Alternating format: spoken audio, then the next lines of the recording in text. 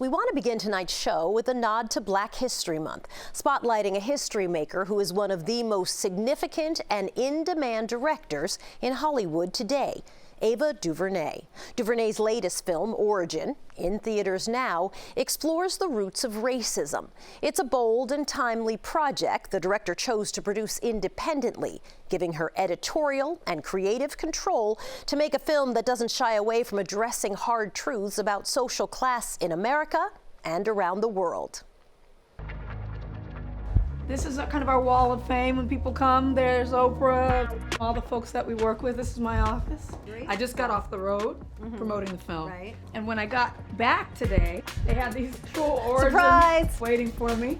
Pretty cool. I love it. It's been a whirlwind several weeks for one of America's most important filmmakers, Ava DuVernay. Her latest feature film, Origin, opened nationwide in January. The film is an ambitious story that challenges viewers to understand the roots of racism in America and around the world. And action! The in-demand director could have chosen lighter fare, but this is the film DuVernay felt an urgency to make at this moment in time, and the agency to make on her own terms. Everything that I'd made before had led me to Origins. The historical sequences, Selma, the sprawling cast when they see us, the international production elements, Wrinkle in Time, the deep research, 13th, how to actually produce 7 seasons of Queen Sugar. Every single thing that I'd done prepared me for it. So I was like a boxer in the ring, just jumping, ready to go. Was really excited, prepared, ready, in pocket. DuVernay's road to becoming one of the most influential and admired Black women in Hollywood was not a straight path. Raised by her mother, an HR executive, and small businessman father in Compton, California, DuVernay spent her childhood far removed from the glitz and glamour of Hollywood. Never in any world imagined that I'd be making movies. I mean, that's just not in the realm of possibility of a thing one could do. Had no one in my family that was associated with the entertainment industry. My aunt, Denise, gave me a love of movies, but as a fan, certainly never thinking that one could be associated with one. What did your aunt give you that made you love movies? I think it was the listening. It was the space where after we left the movie, she'd ask me what I thought.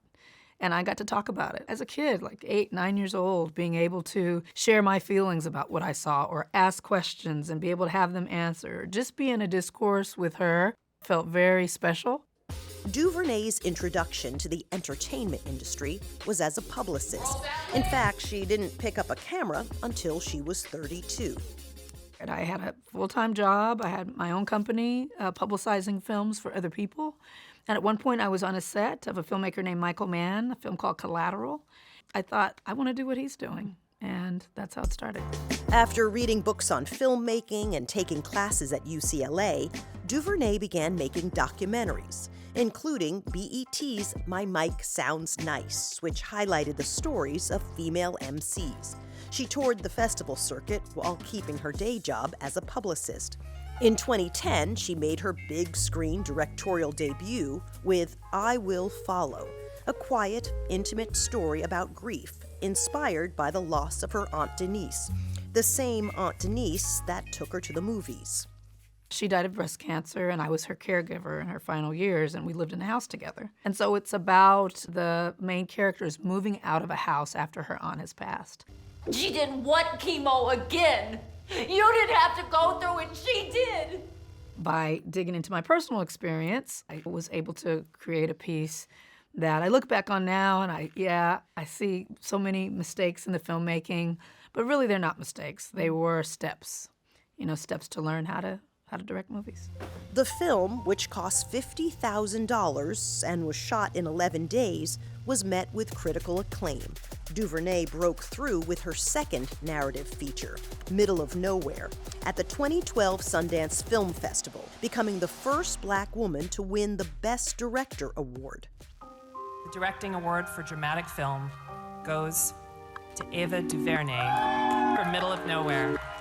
Then came a film bigger in scope and budget than anything she'd done before, Selma, a $20 million production backed by Oprah Winfrey. The first feature film about Martin Luther King Jr. grossed $68 million worldwide. For we shall be victorious in our quest.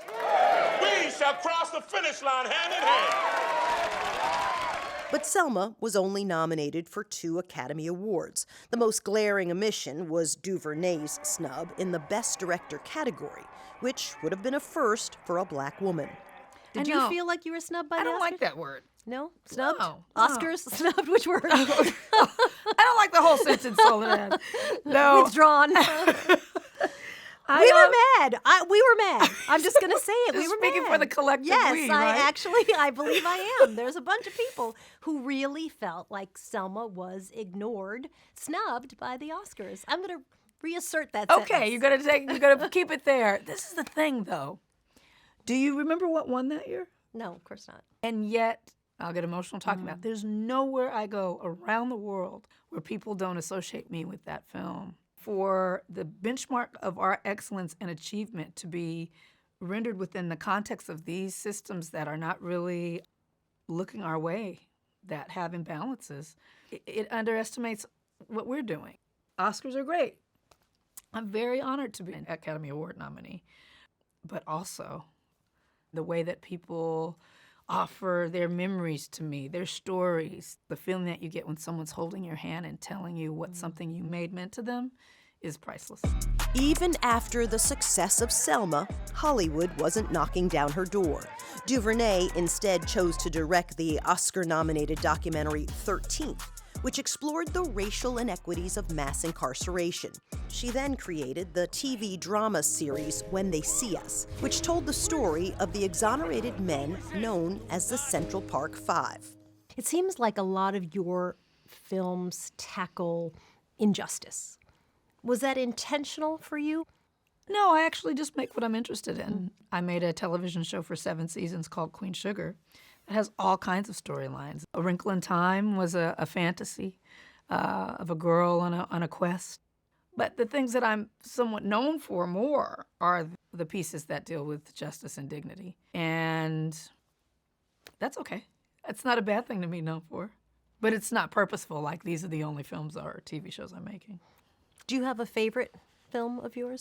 I would say Origin. Yeah. Origin is based on Isabel Wilkerson's best-selling book, Caste, and follows a story of a journalist confronting the historical basis of racism around the world.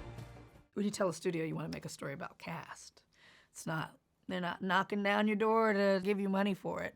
So we just understood that we wanted to make a story about justice and dignity for all, about humanity, about this place that we're in. How would we do that? Who would we go to? Who might be interested in telling that kind of stories? DuVernay financed the film independently, raising $38 million from the Ford Foundation and billionaire philanthropists like Melinda Gates. NBA star Chris Paul also invested in Origin. For the first time since her early days as an independent filmmaker, DuVernay didn't have studio executives looking over her shoulder. I have 12 years of filmmaking experience under my belt. I knew exactly what I was doing, what I wanted to do. I adapted this book into a screenplay that was exactly what I wanted to say. I wasn't taking studio notes. I wasn't bending to fit into a box. I was able to cast exactly who I wanted. Anjanou Ellis-Taylor in the lead of this film, first time being a lead in a major motion picture. Every day was a joyous adventure, and I was able to finish it exactly in the way that I wanted. I can't think of a better time. I had a beautiful, beautiful year making that movie. DuVernay wants other filmmakers of color and women directors to experience this level of creative freedom, and she's used money she's made in Hollywood to build a home for them. I bought this property after I made A Wrinkle in Time. And it couldn't be further away than anything that you'd find on the Disney lots. We appreciate our friends at Disney. DuVernay's Los Angeles lot houses her production company, Array, and a state-of-the-art cinema hosts movie screenings and discussions.